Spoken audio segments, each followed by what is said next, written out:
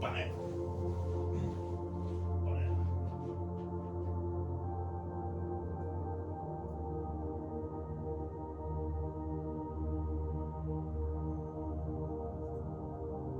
The man most likely to become. Okay. Fire. Now you've heard it. Not shouted in a crowded theatre, admittedly. As I realize, I seem now to have shouted it in the Hogwarts dining room.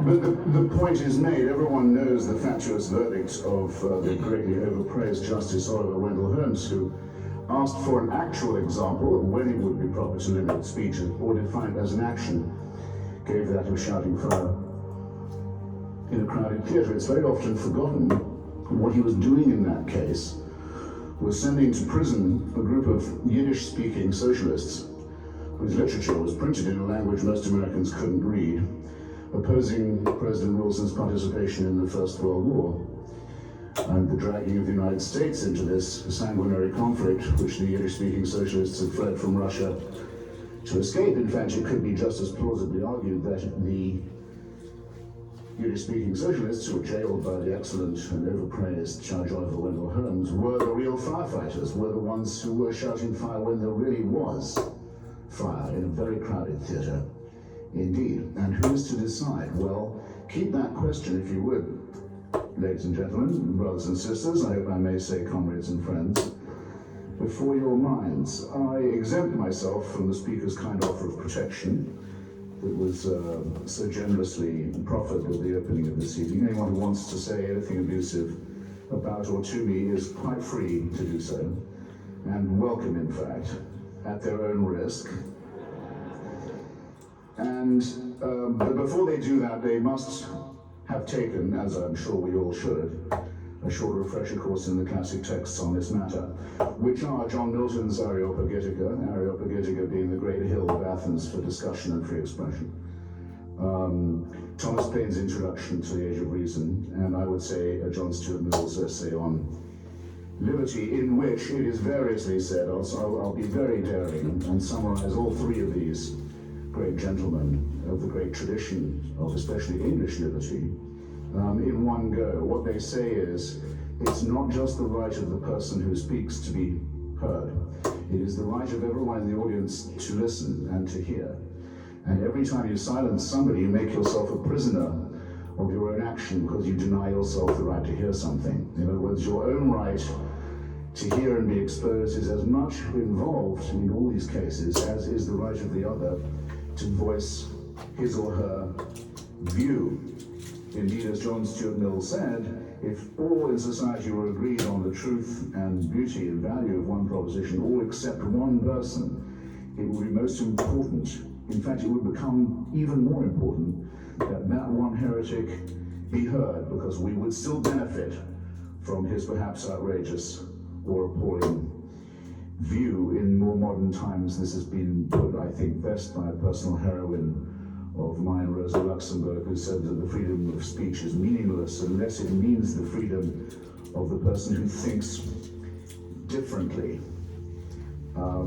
My great friend John O'Sullivan, former editor of the National Review, and I think probably my most conservative and reactionary Catholic friend, once said, it's a tiny thought experiment, he says, if you hear the Pope saying he believes in God, you think, well, the Pope's doing his job again today.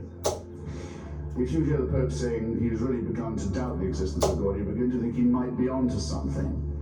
Well,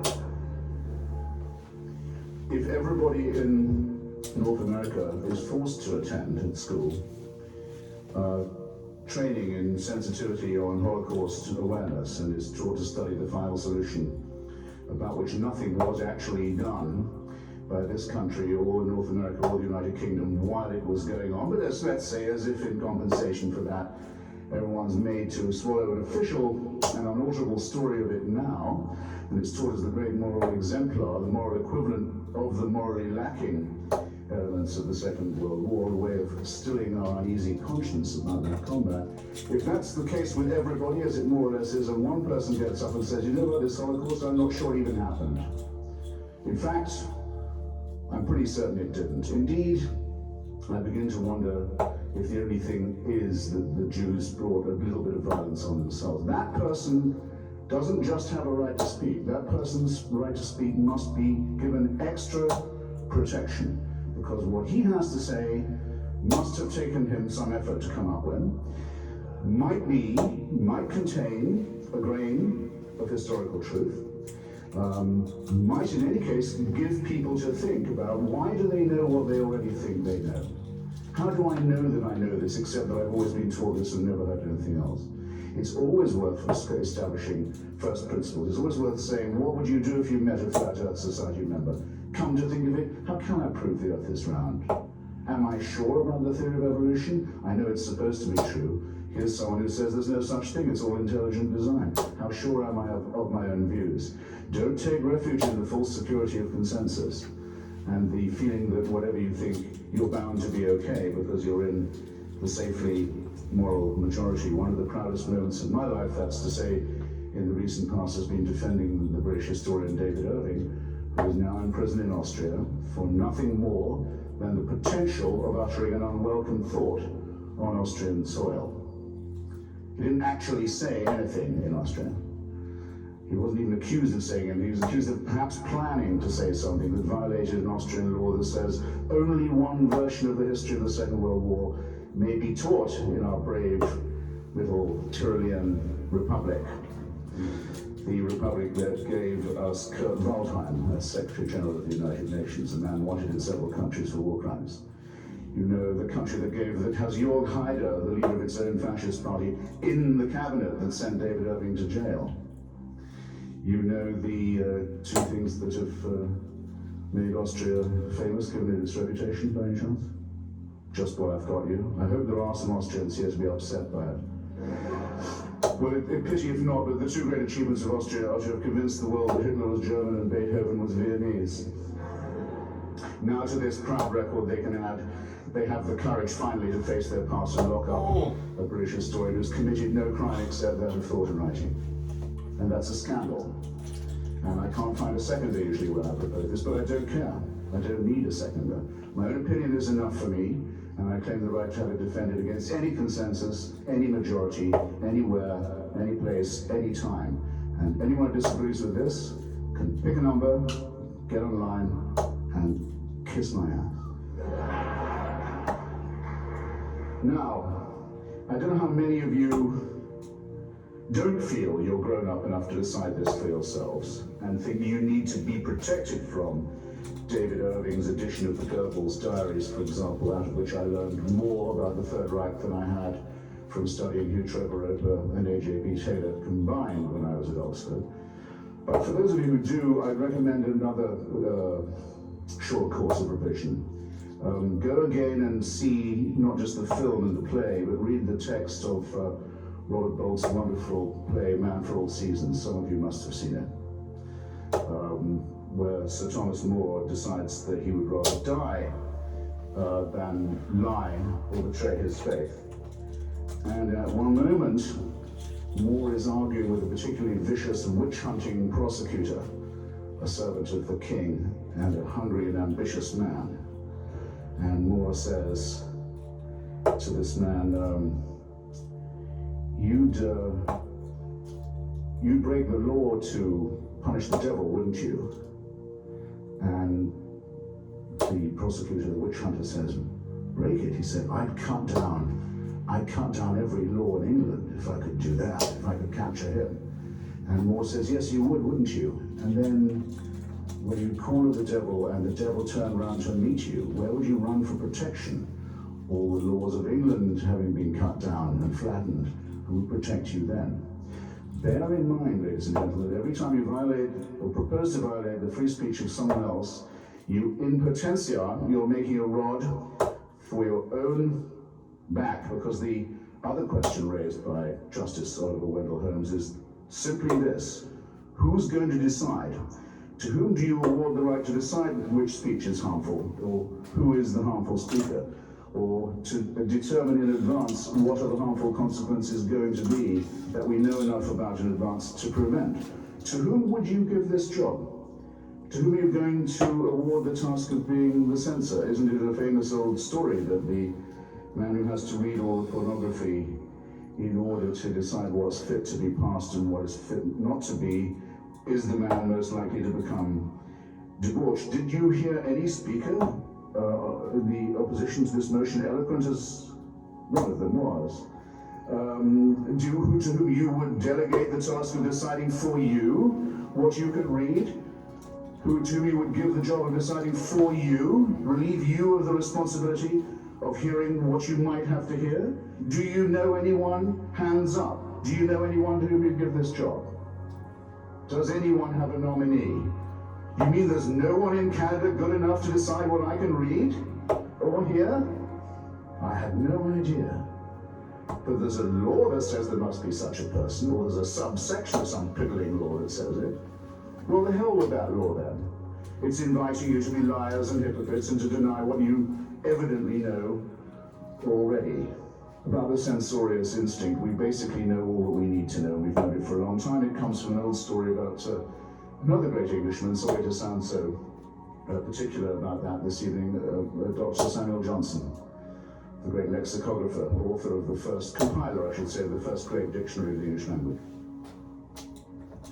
When it was complete, Dr. Johnson was waited upon by vast delegations of people to congratulate him, of the nobility, of the quality, of the commons, of the lords, and also by a delegation of respectable ladies of London, who attended on him in his Fleet Street lodgings and congratulated him. Dr. Johnson, they said, we are delighted to find that you have not included any indecent or obscene words in your dictionary. Ladies, said Dr. Johnson, I congratulate you on being able to look them up. Anyone who can understand that joke, and I'm pleased to see that about 10% of you can, gets the point about censorship, especially prior restraint, as it's known in the United States, where it's banned by the First Amendment to the Constitution. It may not be determined in advance what words are apt or inapt. No one has the knowledge that would be required to make that call, and, more to the point, one has to suspect the motives of those who do so. In particular, the motives of those who are determined to be offended, of those who will go through a treasure house of English, like Dr. Johnson's first lexicon, in search of filthy words to satisfy themselves and some instinct about which I dare not speculate. Now, I am absolutely convinced that the main source of hatred in the world is religion and organized religion. Absolutely convinced of it. And I'm glad that you applaud it, because it's a very great problem for those who oppose this motion, isn't it? How are they going to ban religion? How are they going to stop the expression of religious loathing, hatred, and bigotry? I speak as someone who's a fairly regular target of this, and not just in rhetorical form.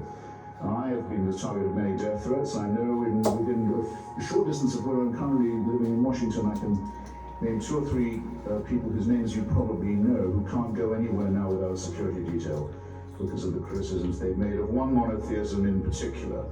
And this is in the capital city of the United States. So I know what I'm talking about, and I also have to notice that the sort of people who ring me up and say they know where my children go to school, and they certainly know what my home number is and where I live, and what they're going to do to them and to my wife and to me, and who I have to take seriously because they have done it to people I know, are just the people who are going to seek the protection of the hate speech law if I say what I think about their religion, which I'm now going to do. Because I don't have any what you might call ethnic bias. I have no grudge of that sort. I can rub along with pretty much anyone of any, as it were, origin or sexual orientation or language group, except people from Yorkshire, of course, who are completely untakeable. And I'm beginning to resent the confusion that's being imposed on us now, and there was some of it this evening, between religious belief, blasphemy, ethnicity, profanity, and what one might call multicultural etiquette. It's quite common now for people to use the expression, for example, anti-Islamic racism, as if an attack on a religion was an attack on an ethnic group. The word Islamophobia, in fact, is beginning to acquire the opprobrium of that was once reserved for racial prejudice. This is a subtle and very nasty insinuation that needs to be met head on. Who said, what if Falwell says he hates fags?